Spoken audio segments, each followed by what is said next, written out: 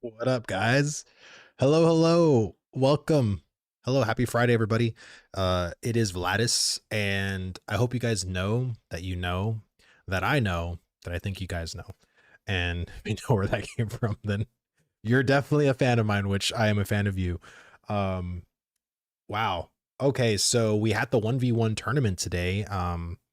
I did send a cease and desist letter to Steven to never use the 1v1 as, any kind of brand for Intrepid, because that's mine. Um, and of course, they will definitely comply gladly. Um, I, I I heard again that the tournament wasn't what people expected, but it was what many of the sweats expected. A lot of the um I don't know, it was like pillow fighting from what people were saying because of ward, because of inner fire, and just of course the HP stacking that people have been doing. But I don't know why Intrepid wanted to do a 1v1 tournament with like legendary gear, enchanted consumables, etc. etc. Like, okay, maybe that was just for players, to feel good or something. I don't know. But I there is a lot that they need to do as far as stats. I really don't want to speak on stats and allocation of stats, but the only thing I will say regarding stats in Ashes of Creation is there's too fucking many of them. And again, I don't mind complexity, but just like with the economy and us tiering off, novice to apprentice to journeyman, and of course, as you progress through economy, you will then progress the daisy chain of the complexity that the profession system offers. And I feel like the stats don't do that. And I don't know if that's something, hey, Wookie, I don't know if that's something that maybe we can do in a sense. Like, Wookie, thank you so much for the sub, brother. Thank you, thank you, thank you. Super happy about the support. Thank you. And maybe we can have that. Like maybe if from levels 1 to 10, any novice gear has like very basic stats on them, like mentality, constitution, strength, dexterity, that kind of stuff. And then you maybe have like, you know, critical power, critical strike chance, that kind of stuff, right? So you just have like a very basic, stats to kind of learn from. And then an apprentice, or not apprentice, but let's say from levels, the apprentice tier of creating gear, then we add like 2 more stats, right? And then that kind of continues on until end game. That way at end game, you have all of the different stats at that point, but you kind of learn your stats as you're leveling. Like, I don't know if that's something that people would like. I don't know if that's something that people want, but I mean, that's again why I don't really comment on it, because that's not something that I would really know. But I'm just speaking more as like, for new players. And of course, like myself, I can always research all of them and just kind of pick from there. But I think a progression would actually be easier, not only for us, the players, but also for the developers, and balancing throughout each tier of levels. I think that would be really, really good. And Tam, dude, what's going on? Brother, I know you messaged me yesterday. Me and Tam were on the PTR, and I got in the game to sit down, and then baby aggro, and I was like, so I kind of left. And then I come back and Tam was still sitting next to me. I was like, I gotta get off the computer because I won't be able to get off. Yeah, man, being a dad, crazy stuff. I'm hoping that changes when we get more gear control, like gems, etc. It's a big hope. Well, that's what I mean, right? There's more complexities to understand and to do. So like there's like enchanting, there's going to be like gem slotting, there's going to be tempering. And again, like I think having those in tiers, like let's say you can't temper gear until level 30, right? So what is it, master, right? So master, you can start tempering, and then of course from level 40 to 40, then 40 to 50, of course, then you can add like enchanting, right? So it's like, and then before that you can add like from level 20, you can add like gem slotting, right? So it's like each tier you get like an additional stats with a different modification that you can do. And that kind of teaches players like as they're leveling, and because of how slow the leveling is, it'll properly, holy shit, dude. Cyber brother, thank you so much for the 5 gifted subs, man. Thank you, thank you, thank you. Really, really appreciate that, man. Hearts in chat for Cyber, man. The support, Jesus, thank you, man. Yeah, I think that would be, again, you know, really good for us as far as learning, and just also good for the developers to properly, you know, space out, you know, just stats and just how TTK feels throughout each bracket. I think that would just be like really, really good. No, it's Friday, no hearts, just booze. All right, booze it up, booze it up. It is the weekend, man. TGIF, man. So basically, from what I heard, and I asked in chat if I can string PTR, okay, and they said that I could. So, I'm going to do that right now. I'm going to create a new character, and I just kind of want to show you guys, and I know some of you guys of course know, but if there's anyone brand new that's in my chat, there was last time I streamed randomly, I had some people in my chat that were brand spanking new, you know what I mean? Like looking forward to the 11th and stuff like that. So I wanted to, you know, kind of just show people, what they're possibly going to get into when they, you know, when they do come around on the 11th, until the end of the day. Yes, that's what I heard. Like, so basically I have an hour, cause I think they're going to come out at 11. So we're going to go Renkai, make, you know, that's stupid. I'll just do Vlad. And then we're going to, of course, pick Renkai because best raced ever. And then, of course, you see its lovely man boobs right there. Awesome. I'm going to go fighter. And of course, he's, you know, naked, but this is rated M for mature, right? Renkai summoners for the newbies. You want me to go summoner? I have not played summoner. I'm being honest with you guys. I have not played summoner. And I truly don't want to play it until it's at a point where people say that it's ready to play. I want there to be a pet bar. Like I'm looking for the summoner realistically as a main, and I kind of don't want to sully myself with how its current iteration is. So I don't want to play the summoner. I'm sorry. If you want me to play summoner, it ain't gonna happen. But I will definitely play it later. I know it's definitely playable, Cheese. I know it's definitely playable. I want it to be a little bit more refined than where it currently is. So we're just gonna go with fighter. We'll stick with that. And then of course, whenever you go here, this is where you have to pick a starting location. So you get this one. This one's going to be the Riverlands starting area, and then it's going to be the Anvils. My suggestion, if there's anyone brand new, to pick the Riverlands. Anvils, not saying that it's not a great starting experience, but it still has a ways to go as far as like things to do, not getting lost kind of thing. I think the Riverlands is just in a better state. So yeah, that's kind of my thing. And again, I think the Anvils is going to have more love given to it before the 11th, but I think as it currently stands, I think the Riverlands is still a better way to go. So we're going to go pick here. This is kind of a background. This kind of doesn't do anything right now except for like lore stuff.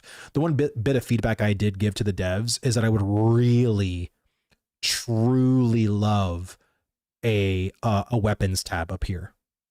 A weapons tab that you can click on, and it gives you a preview of like, you know, maybe a talent tree and all 16 types of weapons. So you can choose from character creation. I want to spawn in with, you know, a two-handed axe and a short bow.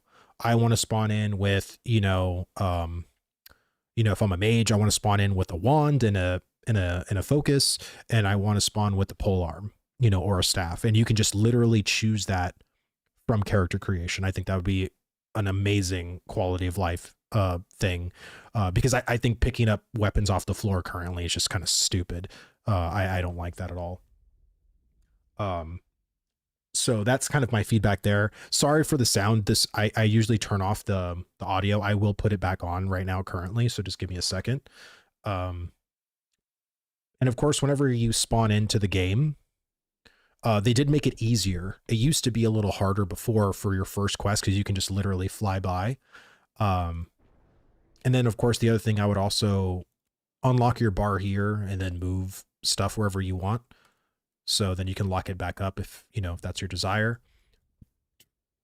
Game options, there's a whole bunch of stuff you can do to improve your, make sure, like I said, if you're a brand new player, try, if you have a really good PC, like insanely good, play on high.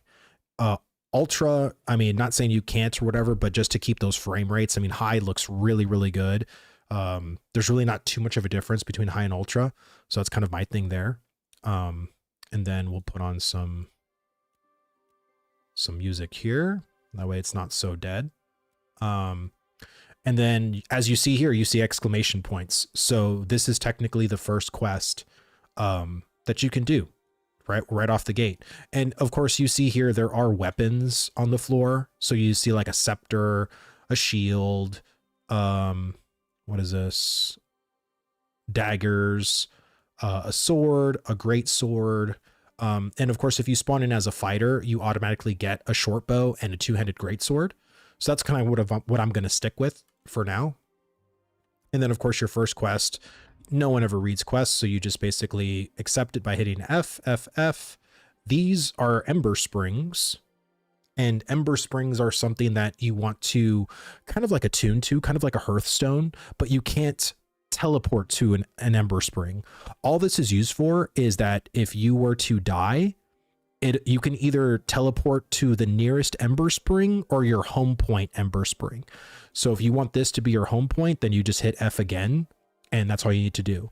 To attune to it, you just got to run up to it. That's it. Super simple. This first quest, all you got to do is basically just kill 3 goblins. Very easy enough. So let's go ahead and do that. You also probably, if you want like a more World of Warcraft experience, I don't think it's not set for auto attack by default. Maybe it is, maybe it isn't. I'm not too sure. But yeah, I would definitely, if you want more of like the true tap target World of Warcraft kind of style, I would turn on the auto attack on melee and also on range too, which I can show that in the settings. The one thing I did like though was the fact that you actually got a drop of rancid cheese. I thought that was really, really good. The fact that you can actually kill some of these goblins and get some like lesser than rations, which I thought was really, really good. What's my FPS? My FPS is 80. Hovering around 80. And I have a pretty decent ass rig. I have a 4080 Super. I got a i9 13, what is it, 1380 or whatever. It's the one that you're not supposed to have apparently, like, but I've already, you know, updated my motherboard and everything like that, and it's all good. So then once you talk to that guy, hit F a couple of times, then you go back and you're going to talk to the mayor of Lionshold. Okay. And to be honest with you, I love the look of this game, dude. I do. I think it looks fucking awesome. And I know people like to talk shit and say it's some PlayStation 2 graphics from 2008 or whatever, but again, coming from World of Warcraft, where all I've ever saw was a cartoon in front of me, it's very refreshing to see like a more realistic take in an MMO for once. So I really love the look of Ashes. So then of course you're going to come down here. He's going to greet you. This is the official right here. Oh, this is not the person anymore to speak with. Scratch that. But here's the Ember Spring of Lionshold. So all you got to do, like I said, you discovered the Ember Spring. That's all I need to do. So once that happens, then you just basically run back. And you can also talk to this guy. He gives you a quest. I believe this quest is bugged currently. Maybe when you play it on the 11th, it won't be. But you basically just hit accept and you complete 2 commissions. My suggestion too is that once you go to this board, just literally get all of them. Just accept all of them. They're just kind of like little side quests that you're going to be doing alongside some of the more main quests. Like kill goblins, kill wolves, kill grims kind of thing. Then you're going to talk to this guy right here. Complete the quest, and you automatically will get a mount. I know you can't see it, but right here, you earn a mount. So then you just click and drag that into your bar here, and now you can kind of run around. And I've said this before, I truly think the whole sweat of your brow thing is really dumb. Actually, before I start even talking about sweat of your brow, they added something brand new to the game very recently. It's called Destinies. So if you hit L on your map, okay, this is the Destinies tab right here. Okay. Yeah, they changed the starting quest. They did. They changed it a little bit. So this is the kind of like your first steps here. So very work in progress, right?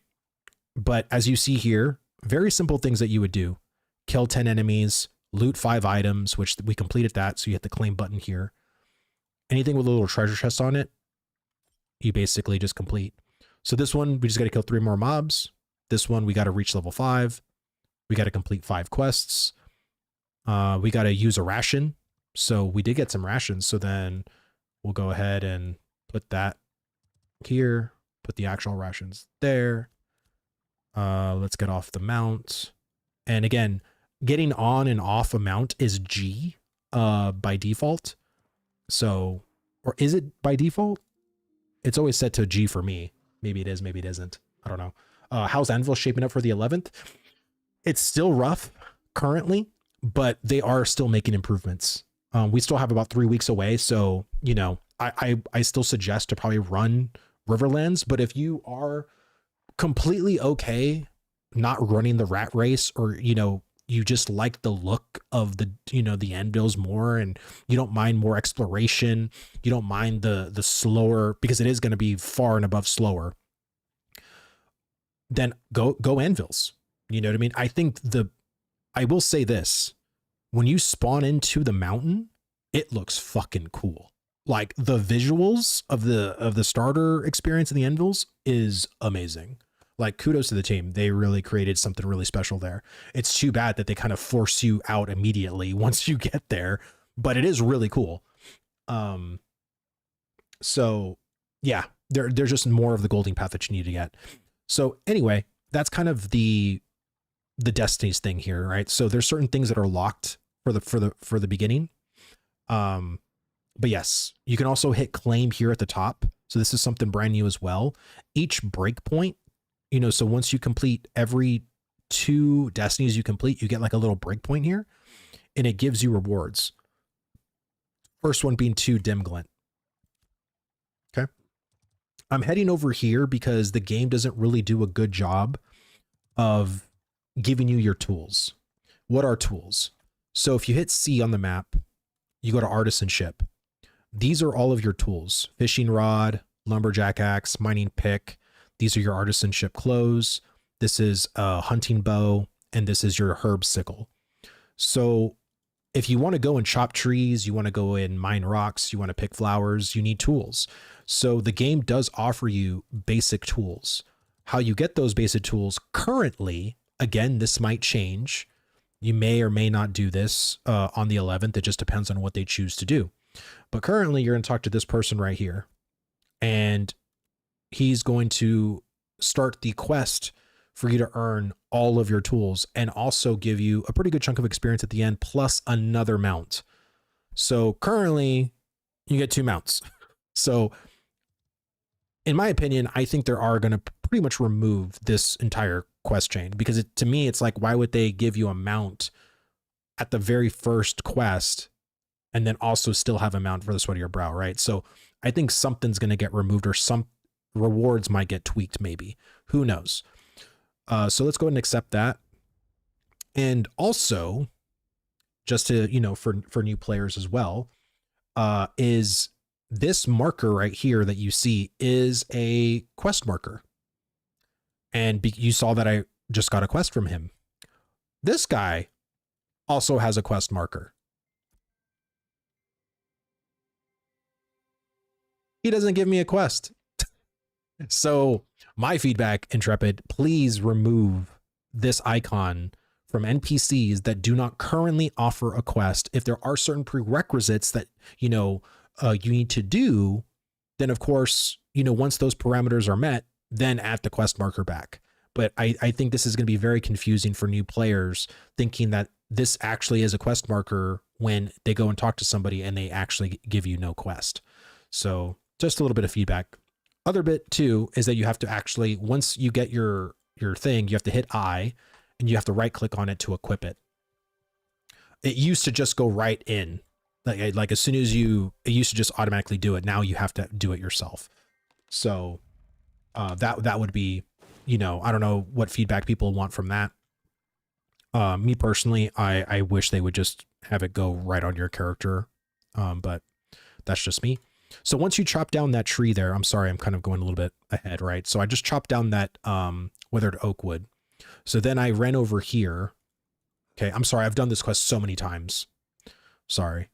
But yeah, you're going to chop this tree here, or there's some trees over there. So depending on how crazy it is on the 11th, because all these trees might be getting chopped down, these are all of the trees that you need to do to get this withered oak. Once you get this withered oak, now it's going to show you, or it's supposed to show you, what processing is like. So now that you have the oak, you got to process it into timber. So what you're going to do here, this is going to bring up the UI. You have the one, right, that it shows you. You're going to hit the add button, right click, submit, start job. I still think it's a little wonky personally. I think there's far too many steps here. I wish there was a little bit more of a streamlined way to do this, maybe like a quick fill option. I've given feedback before in the past of like how they can improve the processing UI. But yeah, once the 15 seconds are up, you claim, it goes right in your bag. Now the quest is complete. Once the quest is complete, you're going to go and you're going to talk back to the trades manager. And he should give you another part that you need for a tool. So he gave you corroded zinc fragments. So now that you have the timber, now that you have the fragment, now you're going to go over here and create the mining pick. Okay. So you see here, this is a crafting part. So now that you have the two, you have one processed item, another processed item. And then it's also, once you actually do craft something, it's usually going to cost you some copper. Right now it's anywhere between like 50 copper, 75 copper, 30 copper. It just depends on the craft really. So then of course you just hit craft, it crafts it, boom, done, hit I. Now you got a mining pick. Now that you got a mining pick, it's going to ask you to come over here. And again, it is a little rough because here, even on the mini map, it doesn't show you as a new player, like where to go yet. And I hope that does get fixed. So right here are the little eroded granites that you're going to hit. So there's all these here, right here. Any of them you could hit. Once you get your pick, you start going away. And then once you have that, now that you have your granite, you're going to go to the stone masonry processing, which is located over here. So again, the game doesn't kind of show you, but you can kind of hover over some stuff and it should kind of indicate a little bit, but there's not like a, hey, come over here kind of thing. But this is, once you have the stone granite, you're going to come to the stone masonry bench, and then you do the same thing you did with the lumber. Go there, start job, go. Yeah, it usually shows up on the big map. Yeah. And of course, as you see here, if you hit M on the map, these are all like the commissions that you're going to potentially like have on the map. But it's a big map. Like you have no idea. Like if you're a brand new player, you're going to really freak out with how big Ashes of Creation really is. And this is not even the full continent yet. There's going to be the Badlands over here, or potentially the Redwood area, because I think the Redwood area is actually going to be right next to the Anvils. And then further down, it's going to be the Badlands. So it's going to be huge, to say the least. But then once you do that, of course, you claim, get that, and then you come over here, talk to Folsom again, hit F, F, F, F, F, F, F, and then he's going to give you 3 tools, which is the herb sickle, the fishing pole, and the hunting bow. Just equip all of them, and then you're going to want to come over here without potentially screen tearing the hell out of it. Go and get some herbs. Yeah. I feel like, see, and it does tell you on the major map. So now that you have the herbs, you're going to have to go to the, what is it? The alchemy station. So then we're going to come back over here.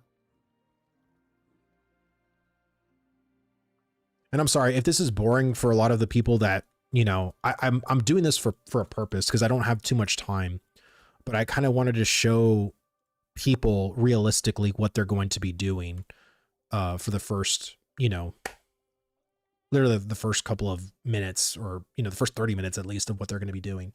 This is actually why I want this quest eliminated. All this time, they're literally going to be spent in Lion's Hold, basically clogging up the starting area, which is going to cause so many congestion issues and queue issues. And it's not even really much of an engaging quest. I mean, let's just be honest. Like this quest is so, it's just for the purpose of, it was for the sole purpose of getting your tools in a mount, because the original first quest that you got the mount in, that didn't exist. So now that you got that, you're going to come back over here, or, oh man, that was my horse. Let me see, can I? So then we're going to go back up here. We're going to talk to this guy up here that's going to literally, we're going to give him the shoddy bundle, and then he's going to give us a horse. Right here. Bam. So now we got 2 horses. Yay. All right. And then from here, my recommendation is to, you can start questing, right? So you want to probably go either down south here, where all these little commissions are, or you can head up through here and you can do these quests here. There's not that many quests here that you can do. I personally would just go down south. I kind of complete all this stuff here down south first. But currently right now, what the game is lacking, in my opinion, is an actual golden path. So right now, where the original first quest was, where you got the, what was it? The Lion Hole Charger, that actually should have given you more quests, if I'm not correct. Let me go back real fast. Doesn't that guy actually give you like 2 more quests, if I'm not mistaken? There's also that one guy in Lion Hole that will put you in that direction.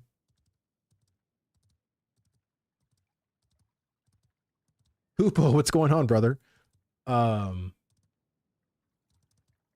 Yeah, I would recommend, again, starting in the Riverlands personally. Oh, here we go. So yeah, this guy should actually have another quest. One of my men, Lionhole Cradberry, has a special assignment just south of Lion's Hole. He can benefit from a newcomer like hell. Ah, here we go. See, and this is, to me, a pretty decent reward in XP.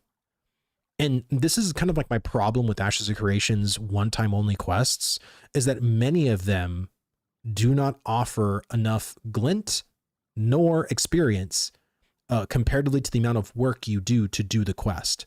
Like if you just stay and kill goblins, like level 3 goblins, and you're level 3, for the time it took for you to complete that quest, you'd probably earn more than what that quest probably gave you. Now, this is 5,000 experience. This is actually, I think, a really good amount of experience, but some of the quests only give you like 1,700, 2,000, you know, which is almost like a drop in the bucket, really, if you start understanding how little that is in the comparison of your level. And then, of course, you get another quest, which is really good. And then that's it. But I feel like there needs to just be a better job with the quest markers, because you could easily just, oh, this guy has multiple quests and you don't even know he had it, right? Because it's so one at a time. And I think that's kind of like another kind of UI issue as well. So now that we have all those quests, we're going to go down and we're going to go to Avian's End and do the final part of the Sweat of Your Brow quest, which is for your tools. But yeah, there's, to me, a very much of a lack of a golden path. And I think really like what we need to do is finish a golden path kind of storyline for at least the 1 through 10 experience, at least. Because imagine if there was like, hey, you go talk to Avian's End, right? And the guy's like, oh, here you go, thank you. And kind of just the quest just ends there. But what if he was like, hey, now that you're here, there's some highwayman bandits that have been bothering me. Can you go kill like, 12 of them and also bring me back some of their highwayman tokens or whatever? And it's like just this pickup quest as well. And then you go literally here or here and across the river and just kill, right? And then, oh, you go back and then it's like, hey, there's a leader of the highwayman bandits there named, Tony or whatever. Can you go kill Tony for me and bring me his head? You know what I mean? Like, and I know I'm kind of emulating a lot of like World of Warcraft kind of quests, but that's what kind of people expect from MMOs, is like basically going from like a little POI to little POI, and you're kind of discovering things like as you're actually going out into the world. And I think, yes, this game is very sandboxy currently, but the supposed design is to be a sand park. So it's supposed to have the best of both worlds, the elements of a sandbox where you can go out, kind of do what you want when you want to do it. But also there's certain things that you can do that can put you kind of like on a railroad track of like questing, of events, of, especially if you don't have a lot of time to do certain things, right? Like things that will make you feel worth your time for a couple of hours. And of course, here's the Ember Spring here. And of course, you can always see your Ember Spring on the map. These are the little icons for them. And if you ever see a golden one, that's where you set your home, right? So if I wanted to set my home here, because I kind of like this particular area, then you'll see now that it's gold. And that'll indicate like if I died, let's say way over here, and the nearest Ember Spring is here, but let's say I don't want to go over here anymore, I want to go to my home, it'll literally teleport me all the way over here. So that just kind of gives you a little what Ember Springs are, basically. This game is DOA, sadly. I can't believe they're putting this on Steam so early. Well, buckle up, dude. I mean, my whole thing is that I think this game still has potential. I think it is going to be rough. I think there is things that I kind of wish they would have waited on. But again, I think I would rather them have done this on Steam and then not get some kind of an additional time on a bank loan or another bank loan that can put them over, and then have a newsletter of this is just another gaming studio that's closing down, sadly. You know what I'm saying? So for a lot of people, like, this is it, and ooh, level 3. Well, this also will give me some time too to kind of show you skill trees. So if you hit K, I have 2 skill points. Here we go, right here. I have 2 active skill points that I can use. So I'll go into Blitz and I'll go into Lethal Blow. But I mean, this is kind of like your whole skill tree. And once you have enough points in this kind of first tier, this second tier kind of opens up. And that's kind of how these skill trees kind of work. And then the other cool thing too is that every weapon has its own talent tree. Let me see, continue editing. Let me go ahead and confirm these choices. And then, so if you go here, I don't have any points yet because I'm about to level my weapons, but you'll have 2 different talent trees for both your short bow and your sword. The other cool thing too that you may not know if you've never played Ashes of Creation is that every class can wield any weapon. There's 16 weapon types in Ashes of Creation. So if you are a mage, you can wield a 2-handed sword and also a 1-handed sword and a shield. You can also wield a short bow, or you can wield a wand. You can wield whatever the hell you want. You can be a mage with daggers and, a short bow, whatever you want. I think that's really, really cool. This right here is your stamina talent tree. This kind of gives you more of dodging, sprinting, and blocking, which are all kind of active things that you do. There's an active dodge, there's an active sprint, and there's also an active shield block. So usually I always kind of go into either, I don't know, I've just been kind of going into sprint. I don't know. They kind of changed how this worked recently, so it's kind of whatever. Other than that, that's kind of it. So once you do this one path, this one thing, now you can kind of choose to do all your commissions, you know, start questing basically. But these commissions really aren't quests. Think of them more like, if you're like a World of Warcraft player, think of them like dailies. Like these are just your dailies that you would do, and they kind of just reset over time. The other cool thing that they added here too is they have another board, so you can just go ahead and accept all these. These are just more commissions at different places, and you can just read them. They kind of indicate to you like the kind of degree. This one's like a common commission, level 8, and then you'll have like uncommon, you'll have rare. There'll even be like epic and legendary ones depending on like what gets spawned in, or maybe certain events that predicate them. And then just to show you this as well, which is also very important, is that kind of like New World, there are storages, and each storage, you'll have an item storage, which are, there we go. You'll have items that you can basically put, you know, let's say if I got this belt, I could put that in there. And there's also materials. So once you actually start, the biggest advice I can give you right off the cuff is that you see this right here. It's like kind of small. First thing before you put anything inside the storage is to put it on general storage. So that opens up. You see how much bigger this got now? Huge. Most players don't do that. So, and I don't know if this is a bug. I don't know if that's intentional, but that doesn't feel good. I think honestly, they should literally just default to general storage. Like, so once you go to a storage, it's automatically to default. That's what it should be. Let me see. I think it's a good move. Too many new game companies tend to be overly cautious with their funds, don't grow, not able to keep up with the development, and end up dying a slow death of 1,000 cuts. It's refreshing to see these guys double down and outsource an investment in faster development to hasten release. Well, my whole thing is that I just don't want Intrepid to die. People talk about Intrepid like there's some multi-billion-dollar company and like frown on you for like, don't give this company money. It's like, it's a startup, bro. Like I can understand a startup like Star Citizen that got almost $1 billion in funding. Intrepid got nowhere near that. So I'm treating it like, as a consumer, as someone who even doesn't know business too well, but I see what they're doing. I see their vision of what they're trying to accomplish. And if you go back and look at the live streams, they've been doing a pretty good, almost one-to-one of like, hey, this is what we want to do. And what we played in the game, it's pretty accurate. Is everything accurate? No, there's some things that they still have to do some retooling on. There's some systems that still need some more polishing and more, you know, oomph, basically.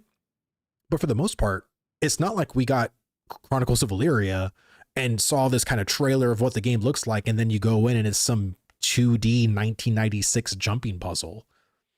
So I want this game to succeed. I want this game to, you know, be an MMO that could be a contender for, you know, the other MMOs, because this MMO has an insane amount of potential, being so different than all the current mainline MMOs, World of Warcraft, Guild Wars 2, Final Fantasy 14, BDO. It's just so different.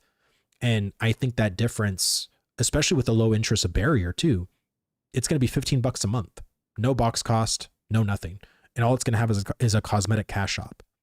So if you come from WoW, this should be almost like a godsend to you, because there isn't going to be some Intrepid token.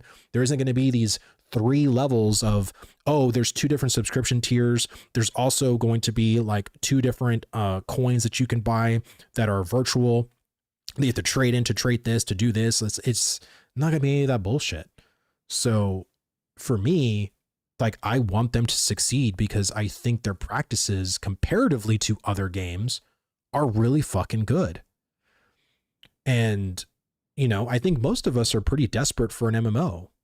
So I've always said, when I started to be a content creator for this game in 2021, my whole thing was I want to dedicate my channel to improving and giving feedback on this project from my experience in World of Warcraft, and to improve that as much as I can. Because unlike Blizzard, where I gave copious amounts of feedback to them that literally went into the garbage bin or into some void that never even got heard, I've been able to talk with developers. I've been able to literally talk with Steven personally And a lot of the things that I were wanting, a lot of the things that I was asking for ended up happening. Not saying that it's due to me, but it's because I look at the community and I see what people are asking for, and I'm advocating for this, almost the same things that the community is advocating for, and they listen, which is refreshing. And most companies don't listen. They double down on what they feel is right, and it almost feels so antithetical to the community they're trying to service. Intrepid doesn't feel like that to me. Are there some things that they could do a better job in listening to? Absolutely. But what company doesn't? Like, no company is perfect. Like, you name me a company that is all beautiful and never makes mistakes and never does anything wrong, and like, that doesn't exist. Oh my God. It's a Dusty Y. Brother, I wanted to say real quick, congratulations. I heard that you were going to be interviewing Steven early December. That's pretty amazing, dude. Pretty amazing. Ask good questions. Ask questions that, you know, Steven can realistically answer. I think that's probably the biggest thing that I see content creators do, is formatting questions that Steven's like, maybe, or this, or you know. So Jar Jar, thank you so much for the follow. Befuddled Spork, thank you so much for the follow as well. Thank you to everybody. I'm just here talking. I just kind of went through kind of the new player experience in the PTR, kind of just educating brand new players to the game, talking about, you know, realistically what you're going to be doing within the first 30 minutes of playing Ashes of Creation, and also giving my feedback as someone who's done this for 3 phases.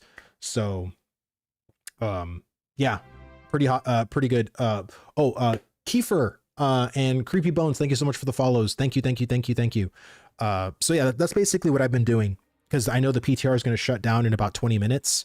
So I wanted to kind of give potentially new people that are viewing, you know, Ashes of Creation for the first time, and, you know, kind of give them a little bit of a breakdown of like what to expect, you know, from this game.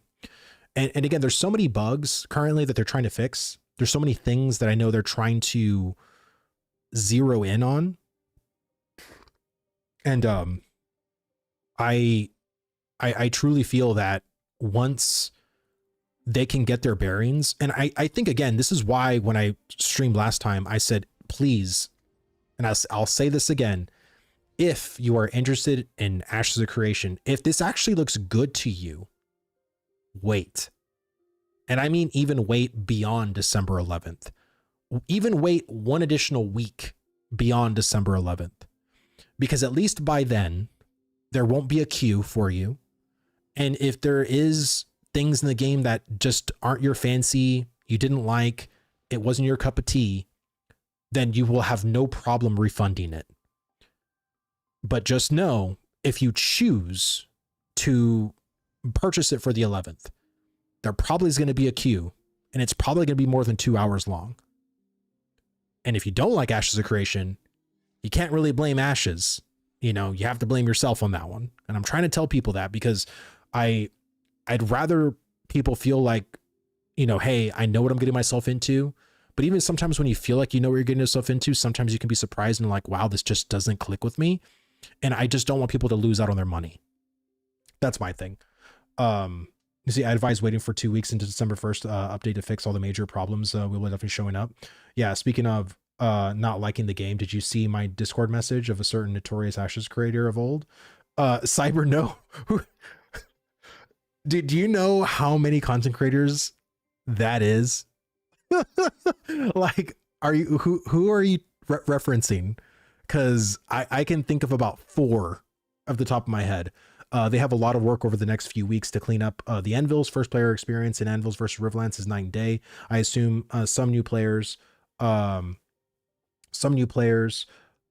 in the Anvils will not make it past the 2-hour refund time. Are you encouraging new players to start in the Riverlands for a bit smoother start? Yes, I am. I said that in the beginning of my stream. I said I personally, playing this game for 3 phases, I literally tested the Riverlands once, and that was per a dev ask. One of the devs asked me, Vlad, can you test it out for me? And I did, and I let them have it. That's all I gotta say. I was like, this sucks. I was like, this is so bad. Visually, the people who did the landmass, the people who did the actual creation of the anvils, especially the starting experience, mwah, beautiful, beautiful. But oh god, it needs some work. Jesus. Yeah. Oh, Narc, bro. To me, there's just no point in talking about him, man. Like, he moved on. Like, shouldn't we at this point, right? Like, I mean, I wish him the best. He actually has another channel that's doing very good, and good on him. You know what I mean? Like I said, he is a fantastic creator. He should do things that he's actually excited and passionate about, and not like spitefully making content on a game that he doesn't like anymore. You know what I mean? Like, that's just not what I would do personally. Yeah, he has a whole own channel. Narc is a meme. We should never let it die. I love the anvil water system, dude. Yeah, I haven't even been to the anvils that much, man. I remember, I can probably say this now, but I broke in to the anvils before the anvils was open with another content creator. I won't say who it is, but people probably know who it is. And we just went out into the Riverlands and just kind of scoped it out. And I was like, wow. I was like, this land is pretty good, but it was super barren at the time. Like, and that's kind of still my experience with the anvils. Like, I haven't been back there to see what else has happened since then. So like, in my mind, I still have this super bare bones image of anvils in my head. So I kind of don't want to go back there, because I would love to see more passes of the anvils and then go back and just be totally blown away. Espan will bring over his Crusader WoW guild. He can draw big numbers, and rumor has it Pirates will be back. Not a fan, but good for the game and his numbers as well. I think personally, when it comes to other content creators, like, I don't poo-poo any big content creator coming in. And I honestly, after watching Esfan's video, I think he has such a good, realistic take on the game. You know what I mean? He's just like me. He wants MMOs to succeed. He loves World of Warcraft. You know what I mean? I don't think he wants to main another big MMO. You know, he's going to have fun in classic WoW. He's a paladin. We're going to have a paladin in Ashes eventually, once we have the second archetypes. But yeah, I love the Renkai look. I just wish I had bigger tusks. But yeah, Esfan has a, sorry, I got squirreled there for a second. He has a good take on things. And I wish more content creators did that than just, you know, I watched Flanker's video on Kira, and I thought Flanker had some really good takes on what Kira said, to be honest with you. And I think it was interesting, right, to hear Kira say, you know, oh, I don't want to play this game. You'll never catch me playing this game. And then towards the end, he was like, I'm going to play this game and I'm going to review it, and I'm going to review it as a finished game. And I'm like, whoa, like, dude, didn't you say that you weren't going to want to play it? Like, what are you talking about? It's like I don't, and I actually like Kira. Like, you know, I haven't watched mostly any of his recent stuff, but I do like how he breaks down stuff. I don't know what his problem is. And to be quite honest with you, you know, Kira said something interesting that I've heard from other people here in the community, is that what I was wanting from an MMO in 2019 or 2020, I'm not looking for that anymore. And now, mind you, 5 years is a long time for people.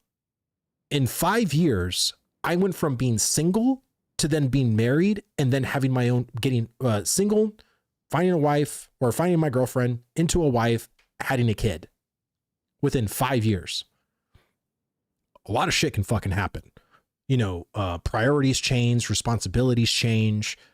And, you know, like, realistically, Ashes is a very, you know, it's going to be an investment kind of game. But to me, as someone now who doesn't have a lot of time to play, I look forward to that. It doesn't scare me. The reason why it doesn't scare me is because the amount of content for me, that was the biggest thing that I kind of don't like about WoW, was that the content is so digestible, too much in fact, that even just an hour or two of my time I don't have any content then. Now I have to wait another 3 to 4 months of the next major patch to then only have like maybe a couple of more hours of content to do, and then I'm done. You know what I'm saying? And for certain people, like, that's good. You know what I mean? Like, that's how they want their gameplay. But for someone like me, I kind of want this like progression again, where every single day that I go into a game, I have something to look forward to. Like, I have something to, something more to do.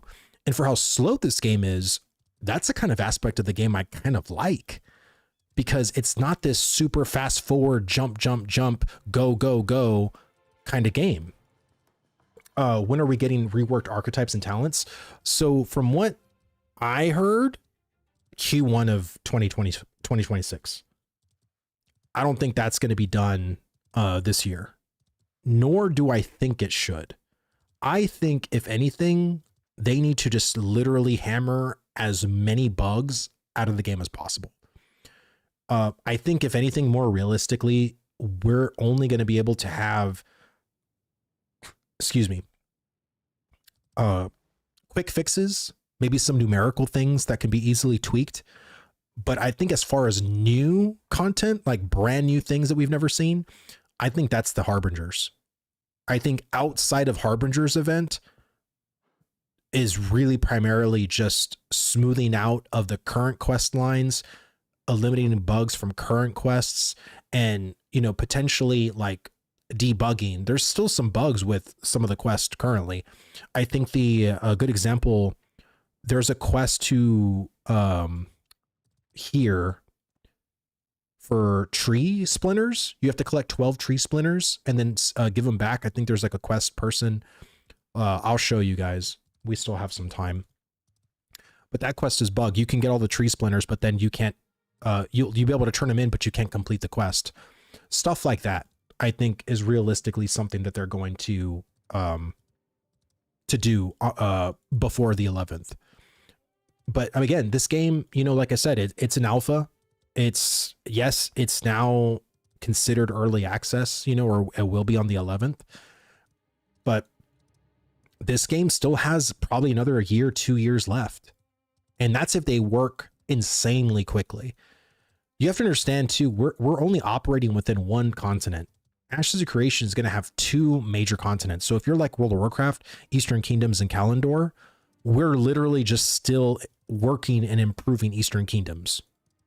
So we still have 2 more zones left to finish that hasn't even been implemented yet. 3 if you count the Northern Island, which is Sojoma, I think. This person right here. If you talk to this person right here, you got to go and collect tree splinters or ancient tree splinters. This quest is currently bugged. I think 3,000 experience for this quest too is just too low. And this is kind of like my feedback too. It's like, this is a one-time only quest. Why is it that little in comparison? And if you look at it, it takes about like 7,000 experience for just level 3. It starts going up almost exponentially. You know what I mean? I wouldn't say exponentially, but it goes up quite a bit. Like, this game is going to be very grindy. Like, if you play for a solid 3 to 4 hours as a brand new player, not knowing nothing about Ashes of Creation, you might hit level 7 or 8 before you log off for the night. Like, maybe. And again, I'm saying that on average because I don't know like how sweaty you're going to be. I don't know how explorative you're going to be, but that kind of just shows you like realistically how much grind that's in this game.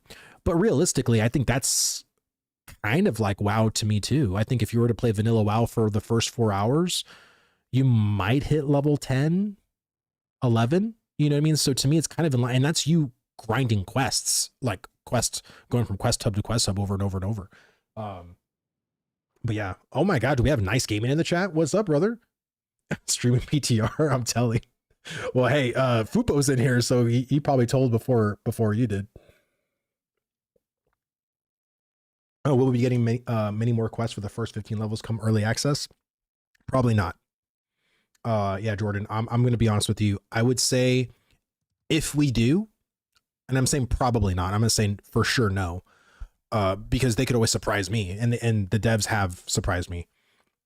But I would again say more realistically, it's probably just improving the current quests. I think there truly needs to be a golden path quest line from level 1 through 10. At least. I mean, personally, I would think it would need to be there all the way to level 50, in my opinion. Because I think that's just a good, and that's not saying that you can have, hey, you hit level 13, you can't accept the next major part in your quest until you're level 15, right? So maybe you got to go and grind some POIs, you got to go and do some more commissions, or, the good thing too is that whenever you process or craft something to this game, you actually earn experience there as well, like a pretty good chunk. And also you get experience every time you chop a tree, every time you gather a node, which someone who really does a lot of professions, I love that personally. I think people will actually be able to hit max level literally just doing professions, which is something that I don't think truly exists in other MMOs. I just want a reason to go to a POI besides leveling up. Well, that's exactly right, right? Imagine, like I said, like you had to go and do like a whole quest line here and kill bandits and get the boss at the very end. And then there's like a letter that drops there that then takes you to a breadcrumb quest in Coral Lock and said like, hey, there's some goblins, killing my women. Go here and get the ears of these goblins and, bring them back to me or something like that, or bring them to this person in, Briarmore Farms that used to be a friend of mine, something like that. Right. So it kind of like takes you to like all these different POIs, and there's like little side quests that are there that tells like a part of the story, a part of the narrative in those POIs. Nasshole, what's up, brother? Thank you so much for the follow, man. Thank you. I hope you guys enjoying this stream, by the way. Is this game very similar? Is this game a very similar system like WoW? I think currently no. It is. I played WoW for 18 years. I mean, I still technically play WoW. I'm just trying to ease myself out of that game and go more into Ashes. But no, Ashes is by far a completely different beast.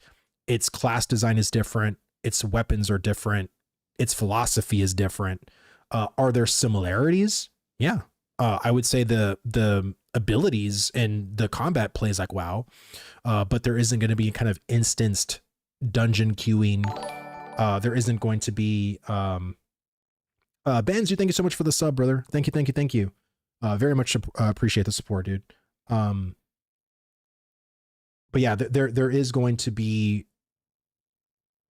more stuff that is going to be like WoW, but I think currently it's very much more a sand part or a sandbox, and WoW is very much a theme park, and we are still missing a lot of theme park elements in Ashes of Creation.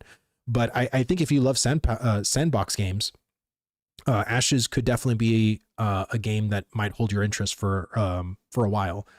But I'm also going to be honest with you guys. This is a finite amount of content that Ashes currently has.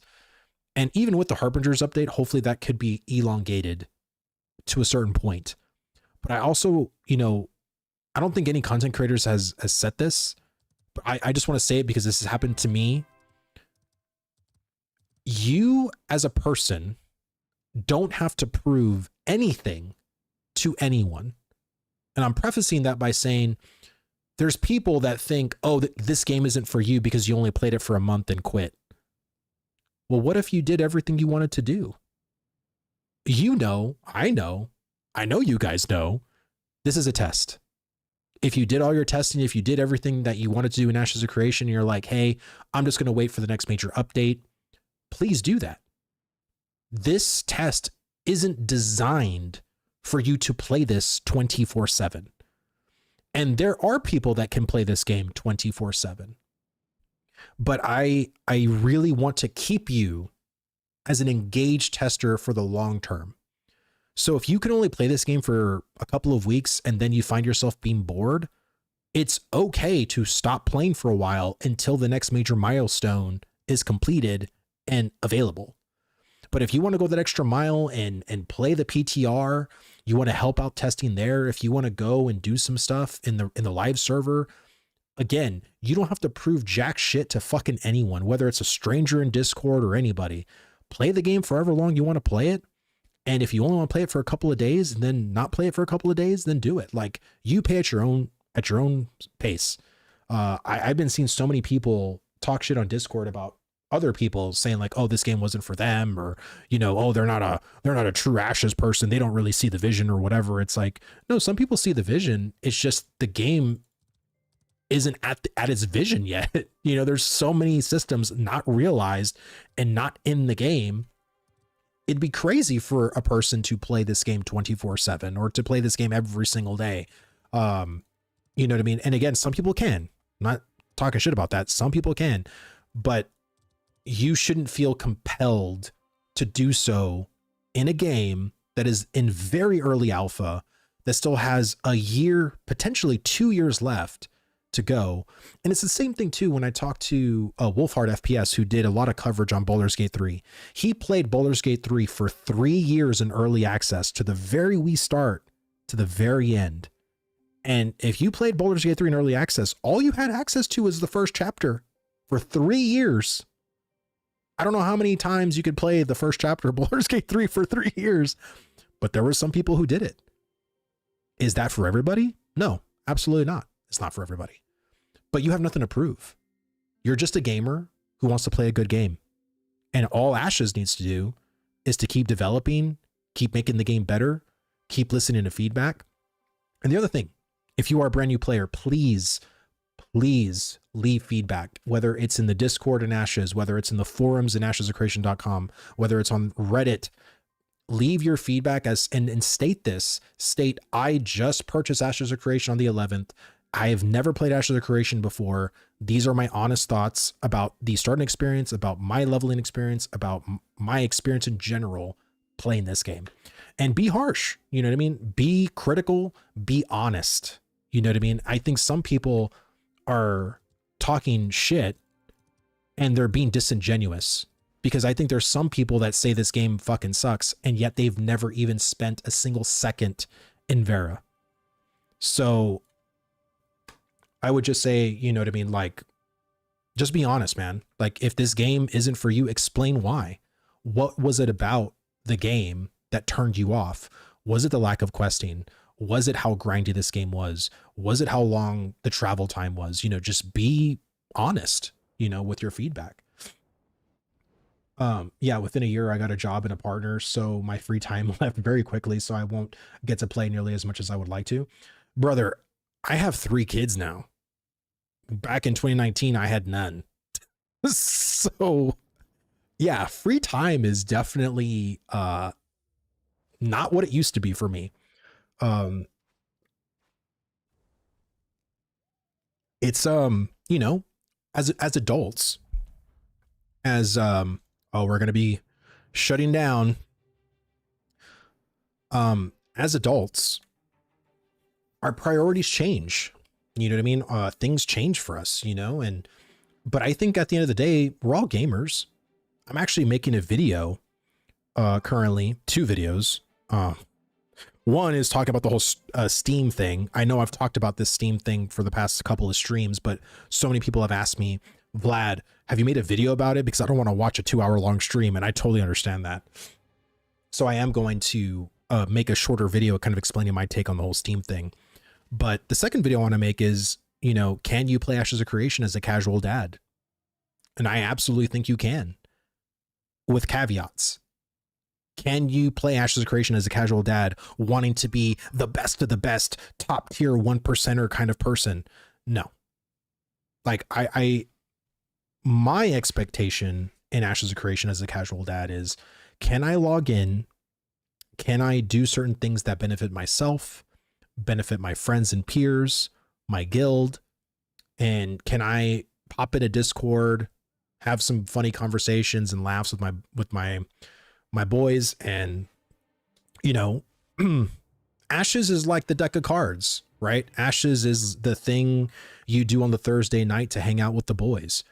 And there's been many a night where I've had some amazing times playing Ashes of Creation in Discord, hanging out with my bros, and just, you know, and all I'm doing is just chopping trees. You know, I'm processing, I am doing commissions, I'm grinding out a POI. Like, as a dad, like I'm doing it and it's relaxing. It's fun to be in a world, but also feel like I'm needed or my contributions matter and the world's going to matter. There's a lot of MMOs that don't have that, where you kind of feel like you yourself are just the hero, and basically you're just surrounded by NPCs that don't really matter, because guess what? They're also the hero too. So you're basically surrounded by heroes, and just like anything else, if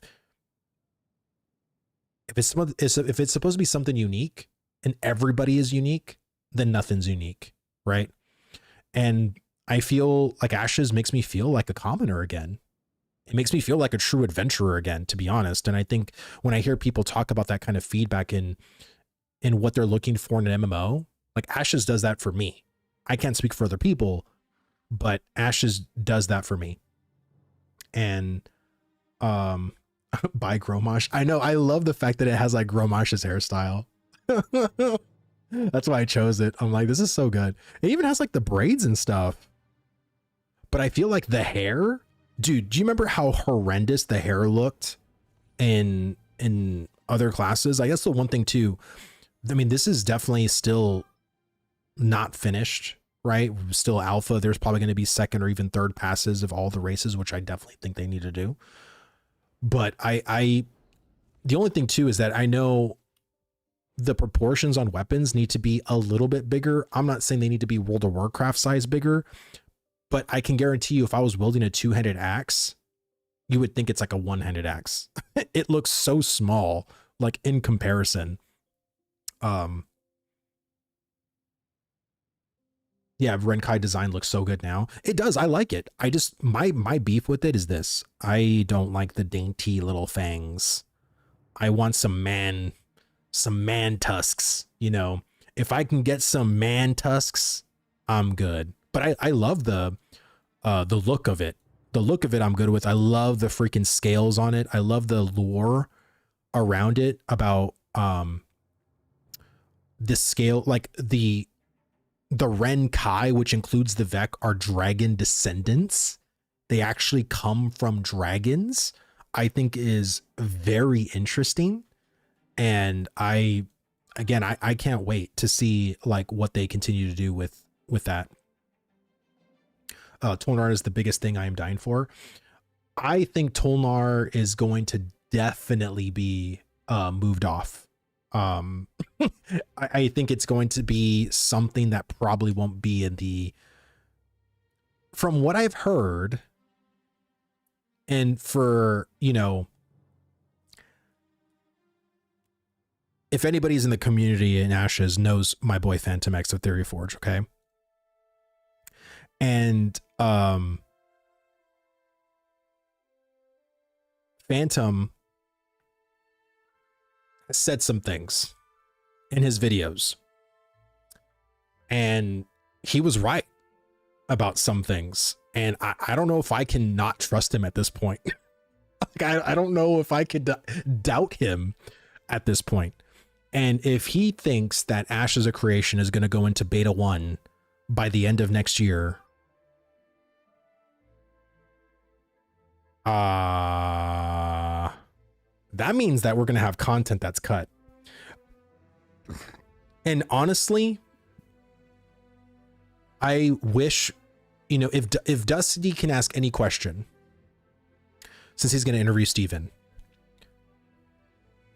I would ask, what is currently on the chopping block as far as content that it has to be cut to meet deadlines? Because I think the Tolnar is on the chopping block. Clearly one of the node levels was on the chopping block. They went from six tiers to 5 tiers. What else? Is the whole other continent on the chopping block too? Because I can guarantee you, when I always said, you know, 4 to 5 years, I assumed with the second continent. But if they're not going to have the second continent, and it's just going to be the Riverlands continent, I think 1 or 2 years is actually pretty realistic. Now that they're finished with all the archetypes, now is the secondary archetypes, right? With augments. So now we got to start fleshing out the 4 schools of augmentation for the remaining classes. We got to start, you know, maybe increasing the level cap from 25 to 35 or 25 to 30 or, you know, whatever the case is. There's a lot to do still, even with cut content, even if the whole second continent was gone, even if the Tolnar doesn't need to be made yet.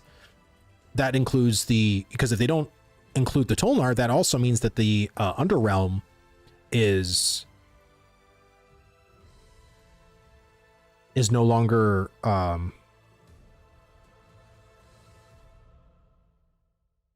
sorry, the game crashed out on me. I was like, okay.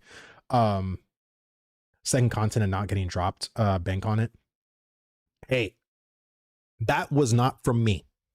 Let me be very clear. I am echoing sentiments that Phantom X has said. And Phantom X has not been proven wrong.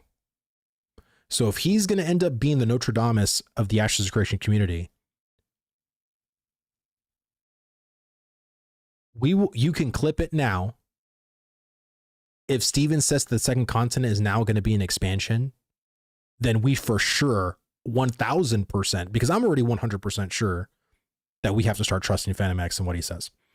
But if Steven's like, yeah, well, you know, we're going to want to, you know, probably wait on the second continent and just kind of really finish this continent and then start doing revisions of, you know, the current biomes. If that's what they're going to do, then there isn't going to be a second continent. Like, I'm just going to be real, guys. Like, at least not yet. There will eventually be a second continent, but I think, you know,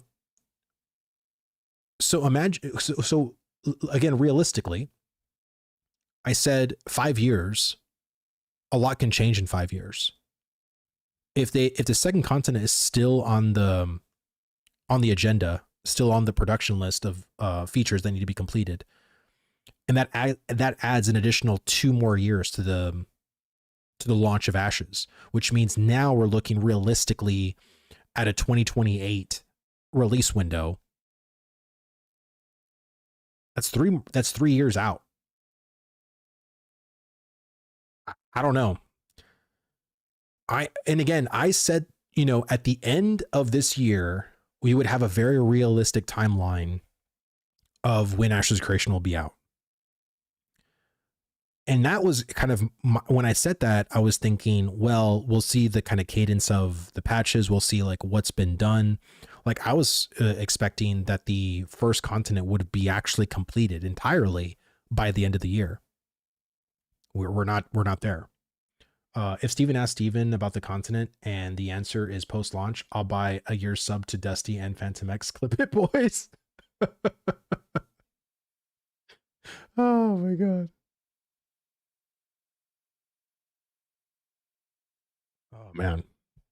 Like I said, I love watching Phantom. I mean, I think he has he's always had a very healthy take on the game. But you know, I understand because he's been here since 2017, you know, he's had his ebbs and flows, he's had his ups and downs. And I think right now, like, he's just greatly disappointed by the whole Steam thing. And, you know, I'm nervous about it too, man. Like, I am. But all I can do as a content creator is like, well, the devs need help. Let's fucking help them. You know what I mean? Like, yeah, greatness takes time. It does. I mean, greatness isn't achieved just instantly. And I know a lot of people always like, oh, but World of Warcraft was completed in 5 years. It's like, bro, like, I feel like Ashes of Creation was kind of like lightning in a bottle. I really do. I'm not saying that, you know, everything they did was perfect and whatever. I mean, but I think World of Warcraft, when they made vanilla back in 2004, everything just came together.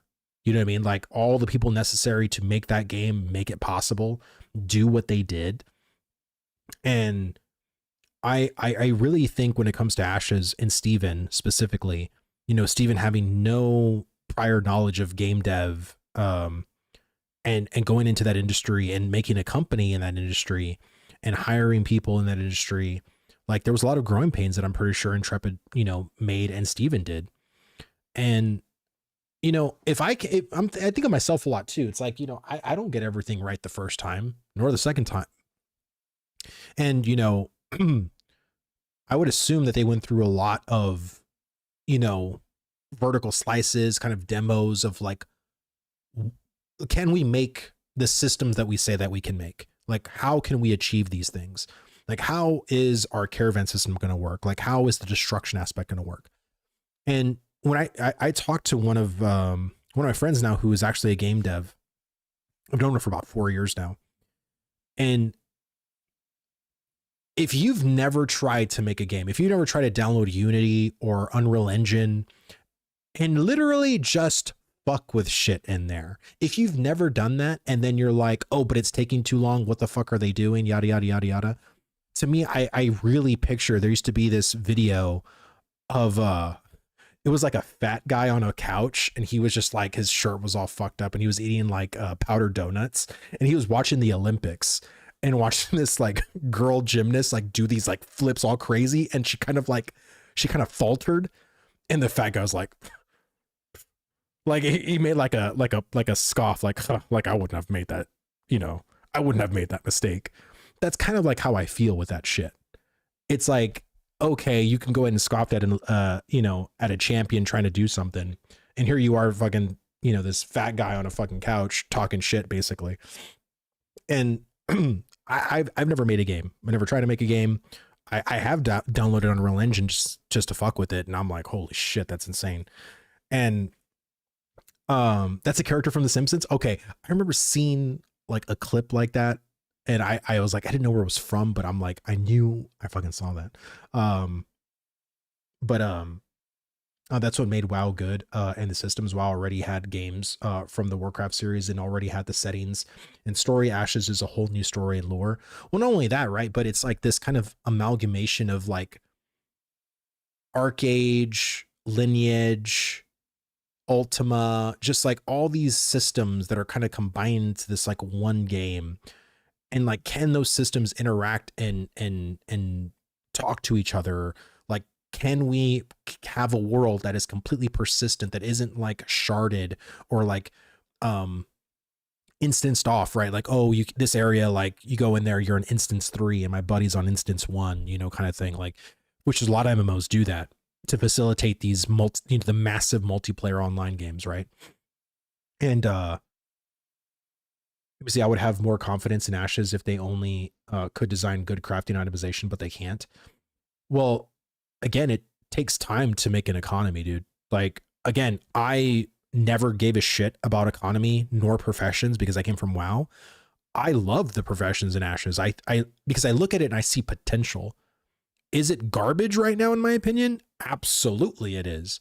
But maybe I'm also a little biased because, I've talked to people in the economy team, and, they are a very passionate bunch.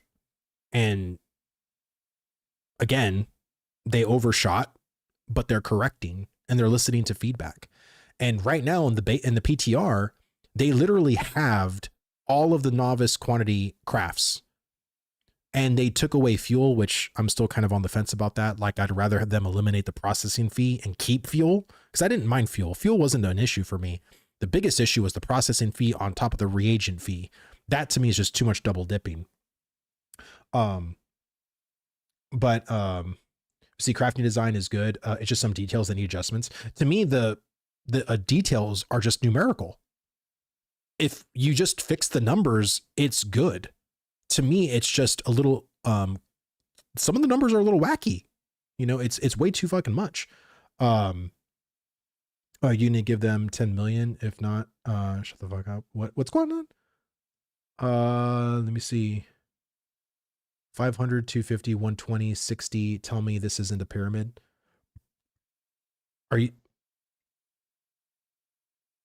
They took out fuel from what crafts? No, they took out fuel from processing. So you need to have fuel to process So you needed to buy the vendor reagent. Like, let's say if you wanted to process 10 oak logs into oak timber, you needed 10 sanding powders from the vendor reagent. You needed one oak, which provides 10 fuel, and you also needed to pay for the processing fee. Now, at least for novice, I don't know about apprentice and journeyman, but you don't need the fuel anymore. The fuel requirement is gone. So you just have to pay for the vendor reagent and pay for the processing fee, and you can process the 10 the 10 logs. Evil Penguin 33, thank you so much for the follow. That was like 22 minutes ago. I'm so sorry I missed that. And Boys in 70, thank you so much for the follow as well, man. Thank you. Taking inspiration from Star Wars Galaxies and Lotro, you can make an amazing economy and itemization. It ain't hard. Well, the thing is that if it ain't hard, then write up a whole Reddit post on how to do it. Like, leave the feedback.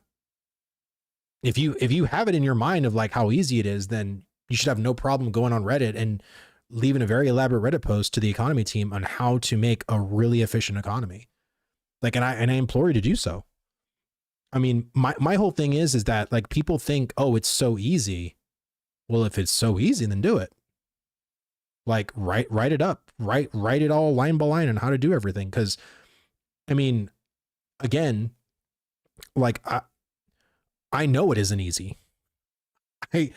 Dude, this is why it took World of Warcraft almost 20 years to make professions fucking relevant again. In my opinion, professions hadn't been relevant since vanilla. Burning Crusade onward, professions went down the freaking tubes. I would say probably BC was kind of like the downfall of professions, really. But then Wrath onward, it was just crap. Like, you didn't need to do anything. All you needed to do was just raid. Raid provided you everything. But I mean, again, if you know how to properly do economy and you know how to itemize, you know how like pricing, you know all of the ways to correlate that, then please like go to Reddit, go to the forums, leave your Reddit post on how to do it, and show them how it's done. The processing fee in 2.0 was too low, but they upped it too much. Yeah, and that's what I'm saying. That's what I'm saying. Like, I personally think just have the vendor reagent fee. I think bring fuel back and just eliminate the processing fee. And I think honestly, you would probably need to have the vendor reagent fee too. I think 30 copper is a little nuts. I'd either go with 20 or even 15 per one. We're talking about the first introductory part, and then we should scale it. We should scale it onward from there. Vlad has got special authority to stream it. Yes, I was given the privileged to stream PTR, unbarriered, just unfiltered. There you go. Or apply for the job because they have an opening. And yeah, exactly. Like if you have the experience, like there is a lead economy designer position open at Intrepid. Like, go make the application. Tell them your experience of what you've done, and see what happens. Money comes so much easy at level 10 plus levels. Apprentice leveling crafts pays so much more. Well, it also cost so much more. I mean, apprentice bags was like 11 gold. What? Like, I'm sorry, but the jump, in my opinion, like if there was I know there was a meme. Let me see if I can find it. So it's like,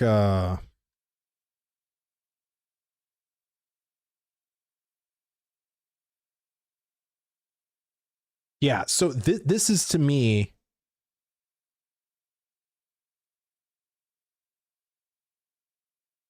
Let me see, is there anything on here that I won't get in trouble for?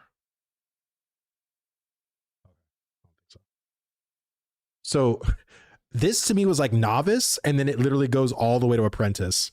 Like, it was like this huge jump in like, and then it's like another just as equally huge jump to journeyman. Like, I don't know why it was so astronomical to go from like one tier to the next. Like, to me, novice is supposed to train you and prepare you like, hey, this is this is gathering, this is like how to go and, you know, fill up your bags. You go and process. This is like the process and how you process shit, you know, and hey, this is crafting. This is how you craft stuff from all your processed stuff. You're gonna need some raw things, you're gonna need some processed things, put them together. Now here's your crafted item. Like all of that should feel very introductory, very easy, because you got to teach new players like how to do all this shit. And I feel like in phase 3, everybody that was doing processing or crafting or whatever hated it because they were just constantly being broke, constantly. Like they weren't able to, like, you basically make money to then lose it, make money to then lose it, make money to then lose it. Like it was just this huge fluctuation just going back and forth. It was ridiculous. If I bought the copper off the market and other items I needed, then probably 5 gold, or 6, an item. Yeah, that's crazy, dude. They are trying to create a full, end game like loop with 3 steps: novice, apprentice, and journeyman. Yeah, currently they're trying to work within these particular tiers, right? Because we're just level 25. But the goal is to make a smoother slope. I feel like the slope just like, let me bring up. So it's like, I feel like, you know, it's supposed to go like, you know, like this. And I feel like we literally went and it was just like, and then it just like went off the, you know, it's like, okay, this is novice. And then you basically like climb your fucking 10-foot ladder. Here's apprentice. It should just feel like, you know, here's novice. This is apprentice, you know, and this is journeyman. You know, it should feel like a very natural slope, right? Like you feel like the complexity, the amount of materials or just whatever just slowly increases, right? Because we still got 2 more tiers, right? Like eventually we're going to have master and then grandmaster, but it's just, it's too much. Like I think people are also earning too much gold very early. Like I can't imagine in classic WoW if I was like level 12 and we're talking about selling pieces for like 10 gold, 15 gold. What the fuck? You know what I mean? Like I feel like that's just way too early to be generating like that much gold. You know what I'm saying? Like it's a little nutty. And then it's like, oh, people by the time we were level 15 were having like hundreds of gold. And I'm like, is this like RMT? Is this like the duplicating crate thing? Like why are people generating this much gold at such early levels? Ultimately the issue with giving feedback on the economy, Vlad, is who wants to write out a book just to have it not read? I completely disagree. If you're, I don't know how long you've been in the community for, but if you've been in this community for a while, the devs do listen. Like if they didn't listen, we would still have static rarity. If they didn't listen, TTK would never have been adjusted in P1 and in P2 and in P3.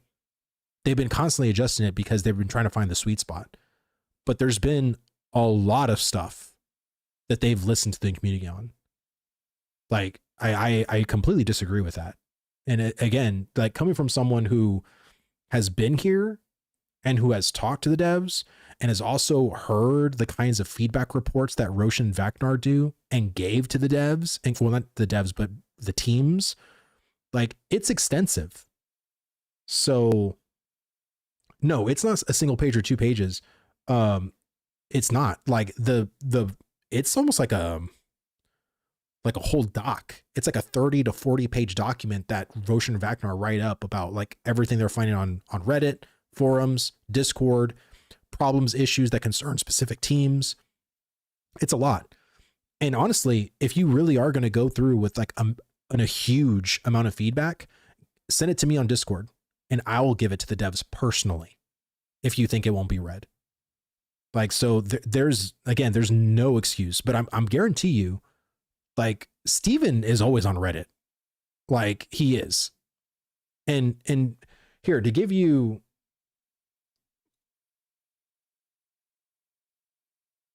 here, let me go right here real fast. I made a Reddit post recently.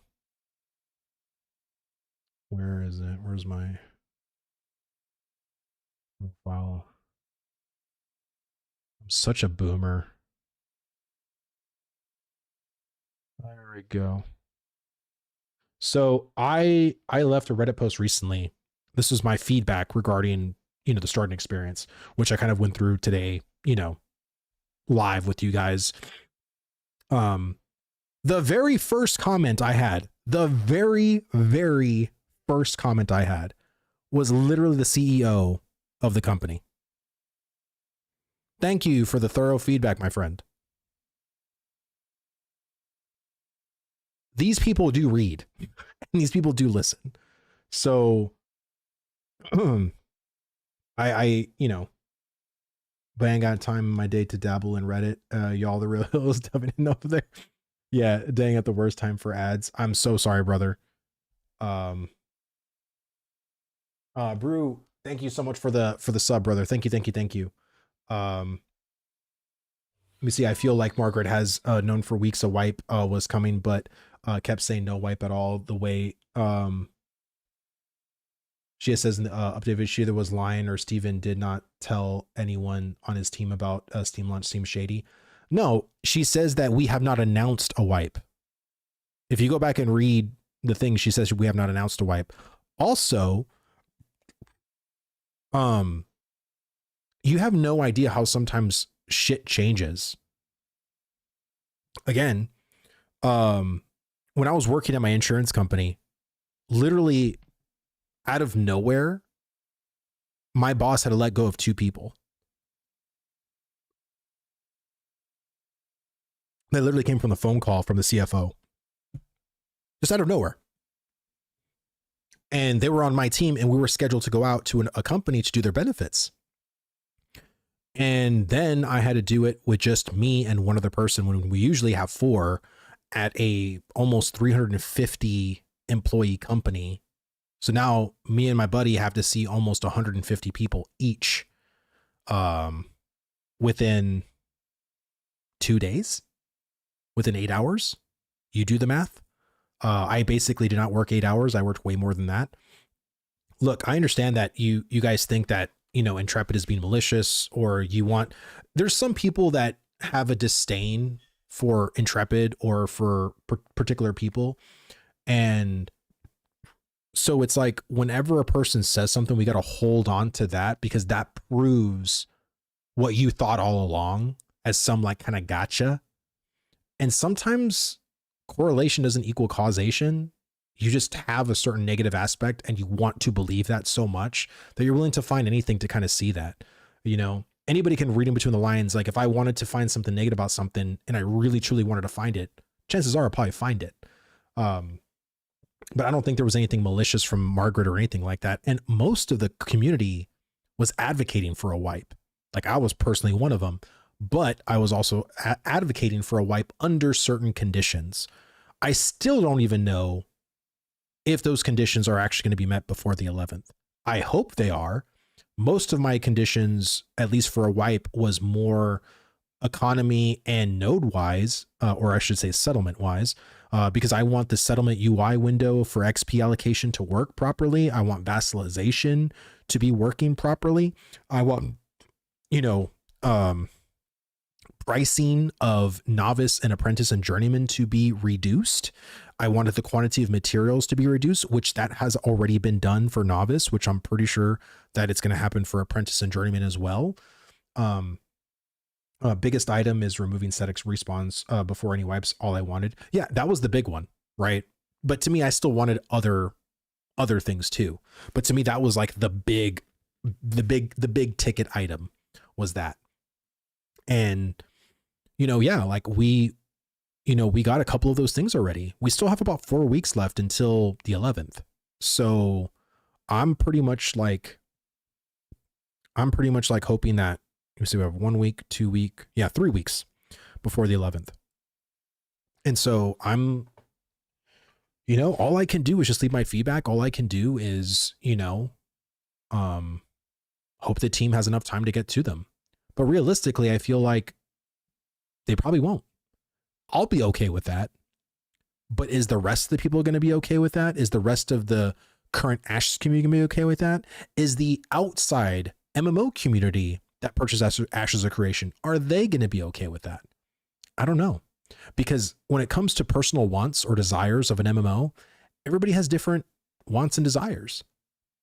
I can't speak for anybody. I'm hooked. I'll be in on the 11th, or to stream on the 11th. All right, man. Like, I just hope that, my hope for people is that I hope they understand what they're getting themselves into. And, you know, this is a test at the end of the day. People can say, like Kira, that this is a finished game and I'm going to, you know, leave feedback as if it was a finished game. It's like, okay. Like, to me, I feel like, would people would have done that in Baldur's Gate 3? Oh, it's an early access. It's going to be out to the masses. Oh, I'm going to treat this CRPG like if it's a finished CRPG, and I'm going to give it a rating as so. Like, I feel like if anybody made that video, it probably would have been disliked and downvoted to hell. I'm just going to be honest. Like, but for some reason, you know, and again, Larian already at that point had an established community. Larian was also seen very positively from their previous titles of the Divinity, Baldur's Gate 2. Like, so that's kind of a different story. There was a trust built with Larian at that point. And I feel like with Intrepid and with Ashes of Creation, the trust is still being built, you know, like I trust Intrepid to an extent. I would say when it comes to Blizzard, I had a trust for Blizzard that totally went out the freaking window. But the funny thing is that I don't trust Blizzard, but yet I still play WoW. Maybe it's because of FOMO. Maybe it's because, you know, I feel institutionalized to that MMO because it was my first major MMO. I don't know. You don't have to have like the best relationship with a company in order to play their game. Like, I don't understand this correlation of like, I need to like this company in order to use it. Does that mean you don't have car insurance or home insurance? I fucking hate my car insurance and my home insurance. I wish I didn't have that shit at all, but I have to have it. I mean, maybe that's a bad example. I don't know. I mean, I'm just saying, like, sometimes you don't need to have this emotional connection with a company, because a company, at the end of the day, all companies need to make money. I know money currently right now is tight for people. So when you see, you know, $100, $75, $50 for, you know, an early access game, like, no one's pressuring you to buy it. No one's begging you or forcing this down your neck, right? It's your choice if you want to purchase, you know, an early access game. And I think some people just don't want to give like the responsibility of their choices. They want to be free from accountability, and they want to put that disdain or the shit that, like, you know, again, it's like the meme of like riding a bike, getting the wooden stick and putting the spoke and then being like, damn you, Intrepid. Like, it's just that to me. Like, it really is. Maybe it's because I'm older. I don't know. It's just some people just want to be negative. And to me, the true negativity of it all was seeing like AGS shut down, was seeing Lotror be canceled, Warhammer be canceled, Ghost, you know, Fantastic Pixel Castle or whatever his company's name was, I'm sorry, have them shut down. The MMO genre is a hard business. It's hard. And it's these same people that like, oh, this MMO was going to die. This MMO was going to, you know, this MMO shouldn't make any money. But then it's these same exact people that are like, but where are the MMOs? Why aren't people making MMOs? It's like, well, bro, it's because if they had 1 million of you, who would want to? Who would want to make an MMO when everybody's just going to shit on it, and it's going to be like, oh, this startup company is making MMO. We should just, you know, I've heard some stupid arguments of like, they shouldn't charge anybody anything. It's like, if they want to make an MMO, then they should just let us play it for free. It's like some of the dumbest takes like I've ever heard from people. It's so crazy. Zyback, dude, what's going on, brother? MMOs were struggling to get investment in the 0 to 3% interest era. Now that's totally fried. Guys, if you have not watched Zyback's video on the whole Ashes of Creation Steam thing, I highly suggest that you go and watch it. It is awesome. He made some really good points that I haven't heard any content creators talk about. And yeah, it's a struggle bus, dude. Like, you have a person who's a multimillionaire, right? Took it upon himself to like, hey, and here's the thing too. I've been in this community a long time. The whole I'm going to fund this to completion thing, he said that back in 2017. That's also when he thought that Ashes of Creation was going to be finished and done by 2020. So he took, he thought it was going to take about 3 years to finish that game. And clearly we're not in 2020 anymore, right?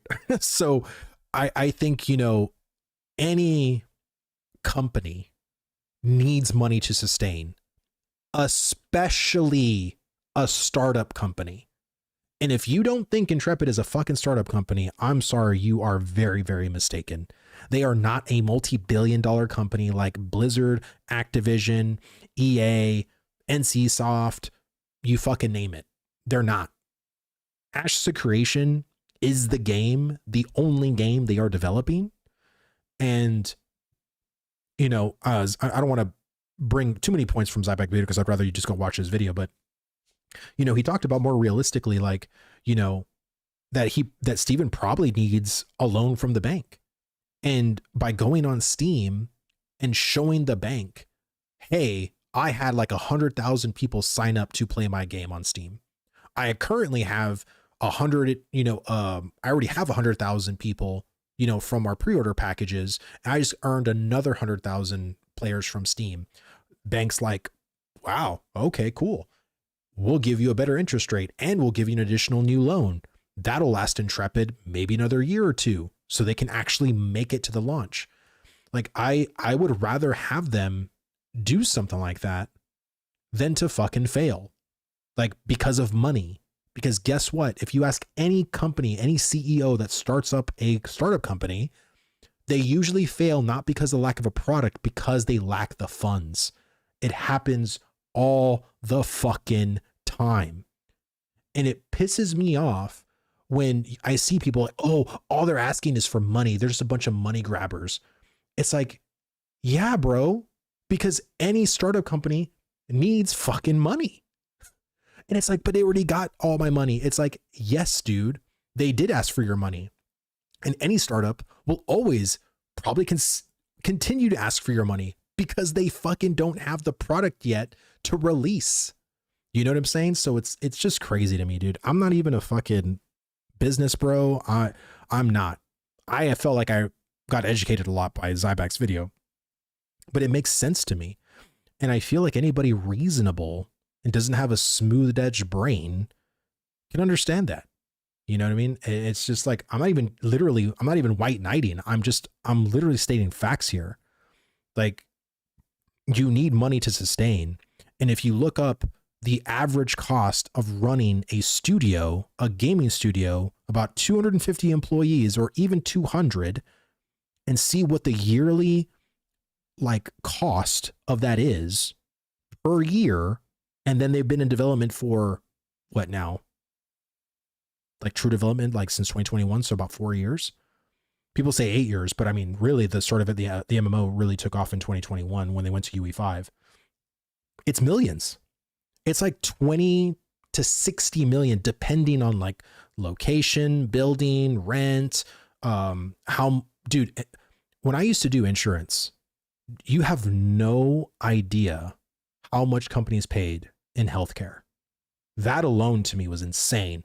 I did numerous CFOs at companies and saw like shit maybe I wasn't supposed to see, like numbers wise, but they pay a good amount of money. Like it's insane.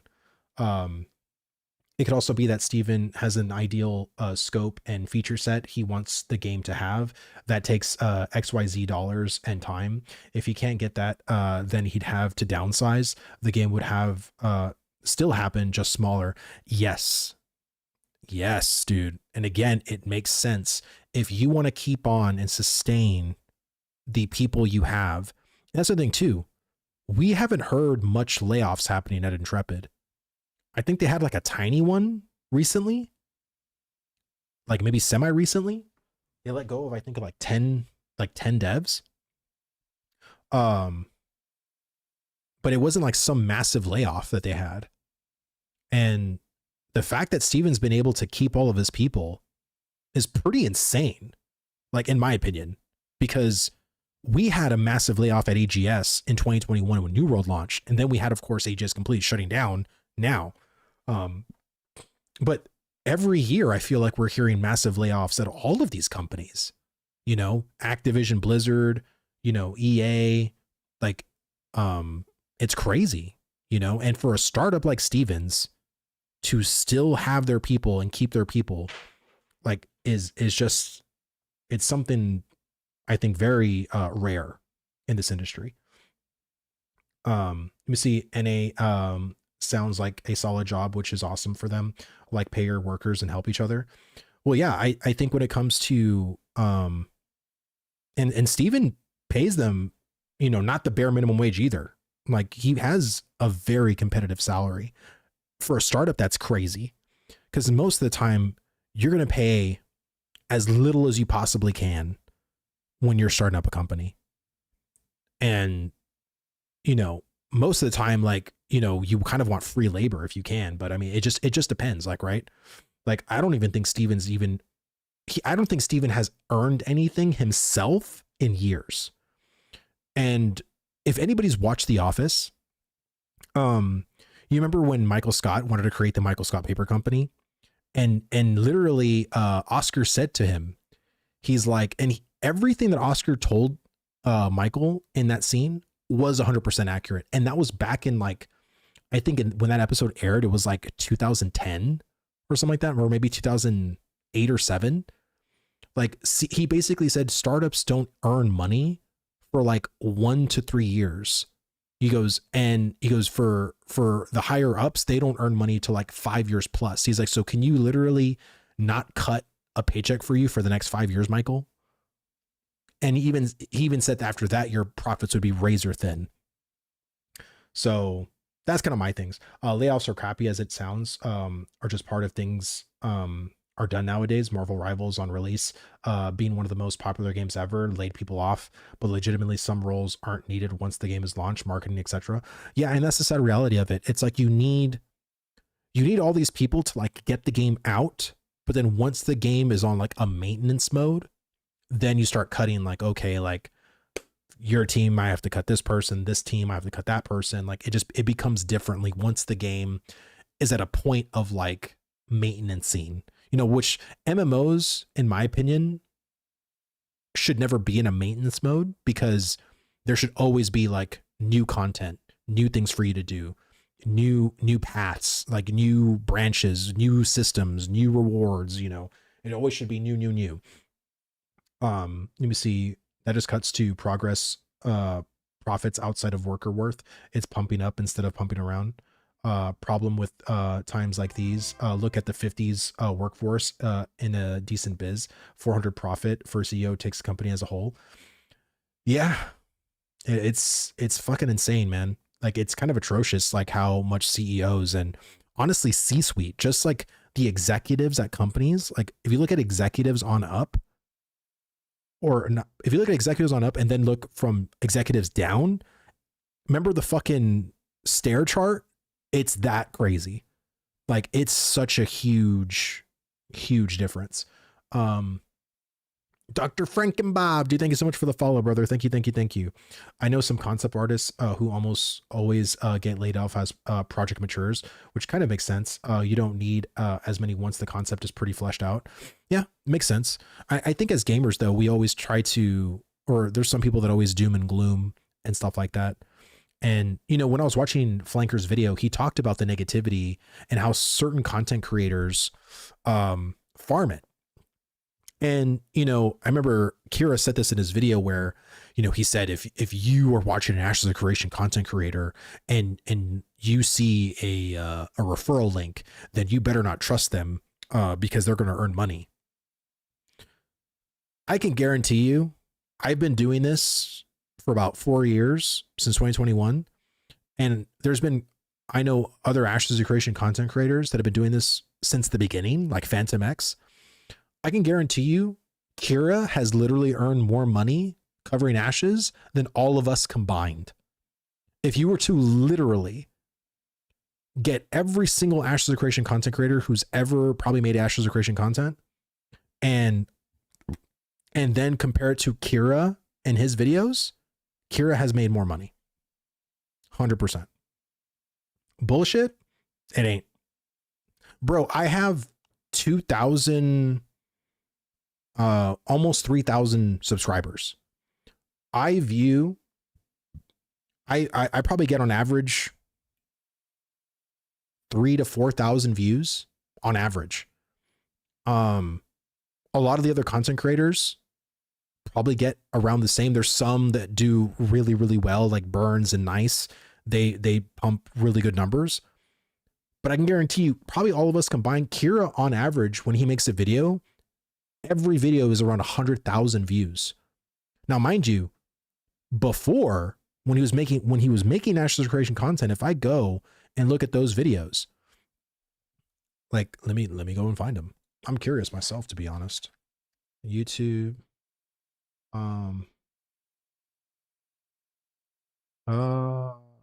Kira TV.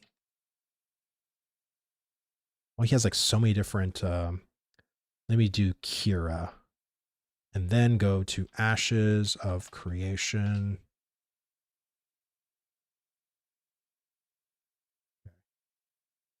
So this video 5 days ago made 105,000 views, 83K views, 67 views, 83K views. Wait, why is this Camelot Unchained? That's not Ashes of Creation.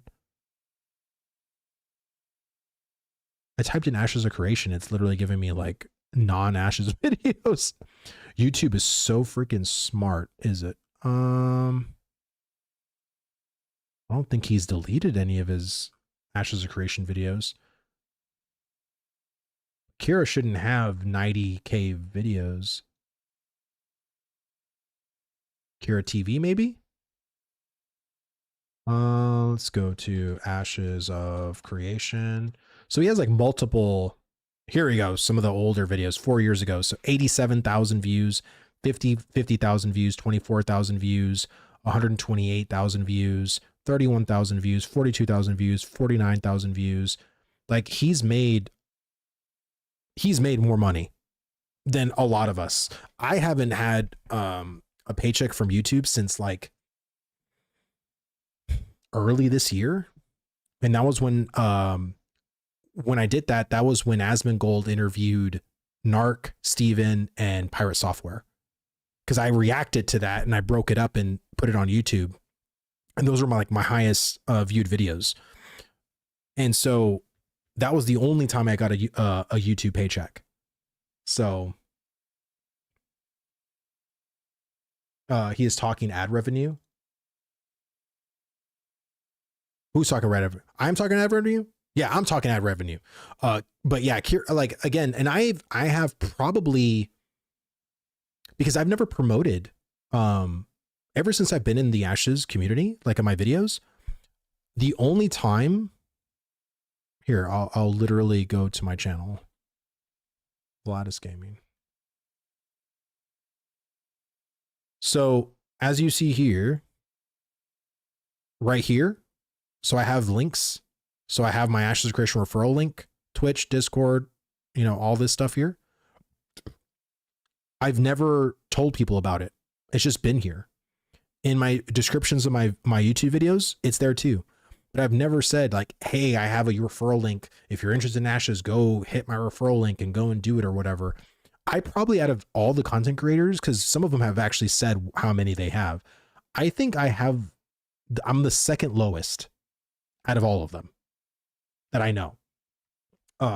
So I don't, and again, for me, it was always just like bonus. Like I never was like, oh, I'm going to make all this money from it or whatever. And to be quite honest with you too, when they said that you're going to be able to convert Intrepid bucks to real dollars, I always just like, I don't know. I always just like side eye that, like, yeah, whatever, dude. Um, Let me see. All I know, man, I'm using the fool me once, shame on you, fool me twice, shame on me rule. I've been burned twice now, and I feel like a fool. Well, Whetstones, good to see you again, brother. I hope you've been doing well. Um, I feel like again, we're all big boys and girls. Most of us that are on the internet or in the around the ashes sphere are at least over 18 years old. And, my whole thing is that like some companies will promise you things and those promises might change. And to me, even though they haven't changed, Steven still says like, oh yeah, you're still gonna be able to do that. I just, I don't like, I just don't care. You know what I mean? Like, and then it's like some certain people are like, oh, but they lied. They lied. It's like, I don't think they lied. I just think maybe it changed. You know what I mean? And it's like, to me, like, I just don't care enough. Like, I'm not one of those people on the internet that gets so bent out of shape where I want to go everywhere and spread the hate gospel of the thing that I hate. I just don't do that. To me, like, hate and hate, I used to be a very hateful person in my early 20s. That takes a lot of energy. To carry that forward every day is a shit ton of energy. I have I have to put my energy in other places. Like, I just don't care. Because you're a grown up. Yeah, basically. I'm not this like a troll in the basement just being hateful everywhere. Like, I just don't care. It's not, it kind of is what it is. I don't think they are going to pay people out. I have a feeling it's going to be store credit because just paying people, it's actually really, really annoying with state tax complications, much less people in different countries. I always hoped, dude, wouldn't it be awesome if my referrals can just pay for my freaking subscription? That'd be, dude, if it could do that, I feel like I'm good. Like, I'm good. Like, I really don't care. Um, Let me see exactly. I learned today they don't know how to do communication. Wait till EA and move to a new adventure. Let me see, dude, for real. Through Steam has this group of just toxic ass people hating on it so much. Oh yeah, like I've shared before. Like there was a person I saw that says I can't wait to purchase Ashes so I can refund it and leave like a negative review or something like that. Like um easy to set up cash shop currency to pay for a sub. Yeah, I hope that's what it does. Like in my mind, I remember saying this back in 2021 when people were telling me that, like when I was joining the community and wanting to be a content creator, they said, oh, like if people do your referral link, you're gonna be able to make it into real dollars. And I was just like, I just always like, yeah, okay, we'll see. But I always just hope that if I can just buy cosmetics and it can pay for my Ashes sub, that's, I'm golden if that could happen. Referrals giving store credit makes much more sense, to be honest. Yeah, it does. It does to me too, man. Like it's not anything too crazy. Well, guys, I'm gonna go ahead and end it here. I really appreciate you guys all showing up. I want to give a special shout out to Dusty for rating me. Thank you all so much. Anybody coming in from his community and sticking around till right now, thank you. Really do. Thank you, thank you, thank you. Hope you enjoyed the stream. I stream every Friday at 7:30 p.m. Central for at least a couple of hours. Nothing too crazy, nothing too long. Just to get in, hang out with the boys, get out. You need fentanyl peeling? What? Later, bro. Hope to see you in Vera December 11th. Yep, I will be here streaming. Have a good weekend. Let's have a great night, brother. You guys too. Thank you all so much. Let me see who is in the Ashes category, which I don't know if there is anybody, but let's just see if there is. Search by category. Ashes of Creation. Nope. I am the only one. I am the only one streaming in the Ashes category. So thank you guys so much hanging out.